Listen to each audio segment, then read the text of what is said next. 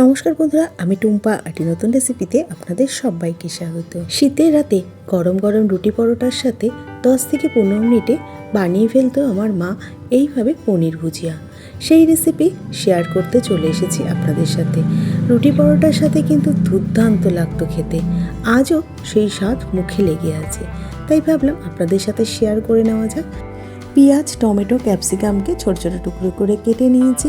বাটিতে জল বসিয়ে দিয়েছি। জলটা যে উষ্ণ গরম হয়ে গেছে সেই সময় 1 চামচ নুন দিয়ে পনিরটাকে দিয়ে 5 মিনিট গরম করে নেব।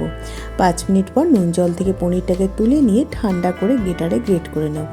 আর পনিরে নুন জলটা কিন্তু ফেলবো না, পরে রান্নাতে ব্যবহার করব।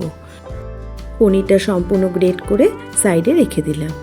এইবারে কড়াইতে সাদা তেল দিয়ে দিয়েছি। তেলটাকে গরম করে নিয়ে এবার গোটা জিরে আর কাঁচা লঙ্কা ফোড়নে দিয়ে দিলাম। ফোড়ন থেকে একটা মিষ্টি গন্ধ বেরোতে শুরু করেছে, সেই সময় কুচনো পেঁয়াজগুলো দিয়ে দিলাম।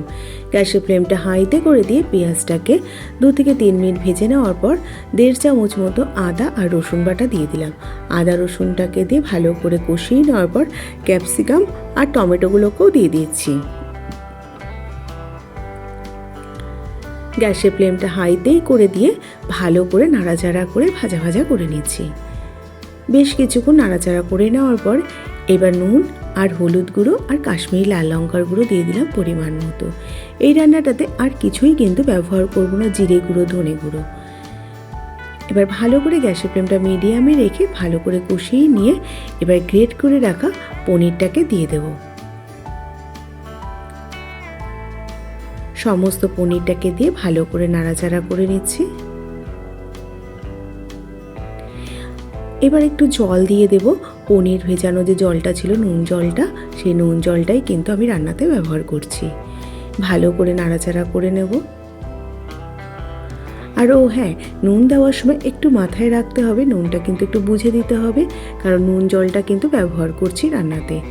এবার দিয়ে দিলাম কাঁচা লঙ্কা চেরা আর বেশ কিছুটা কাজু কিশমিশ। যখন খাওয়া হবে তখন মুখে কাজু কিশমিশটা পড়লে তার কিন্তু দুর্দান্ত লাগবে। এবার দিয়ে দিলাম 1/2 চামচ চিনি গুঁড়ো আর গরম মশলার গুঁড়ো। ব্যাস, আর কিছুই না। আর সামান্য জল দিয়ে আবারও একটু ভালো করে কষিয়ে নেব। কষিয়ে নেওয়া হয়ে গেছে। এবার ঢাকা দিয়ে রেখে দেবো 2-3 মিনিটের জন্য। 2-3 মিনিট পর ঢাকাটা খুলে নিয়ে আবারও সমস্ত কিছুকে একটু হালকা হাতে নাড়াচাড়া করে নেব। আর শীতকালে রান্না একটু ধনেপাতা না দিলে মনে হয় যেন রান্নাটা অসম্পূর্ণ রয়ে গেল। 1 মুঠো ধনেপাতা দিয়ে দিলাম। ধনেপাতাটাকে দিয়ে প্রায় 2-3 মিনিট ঢাকা দিয়ে রেখে দিয়েছিলাম গ্যাসের ফ্লেমটা মিডিয়ামে রেখে। ব্যাস, শুকনো শুকনো হয়ে গেছে। এবার গ্যাসের ফ্লেমটা বন্ধ করে 15 মিনিট স্ট্যান্ডিং টাইমে রেখে দিয়ে আমি সার্ভ করে দিচ্ছি। রুটি পরোটার সাথে কিন্তু গরম গরম পনির ভুর্জি কিন্তু খেতে দুর্দান্ত লাগে। একবার এইভাবে বানানোর অনুরোধ রইল। তাহলে আজকে এই পর্যন্ত, আবার হাজির হয়ে যাব নতুন কোনো রেসিপির সাথে। ভালো থাকবেন, সুস্থ থাকবেন। ধন্যবাদ।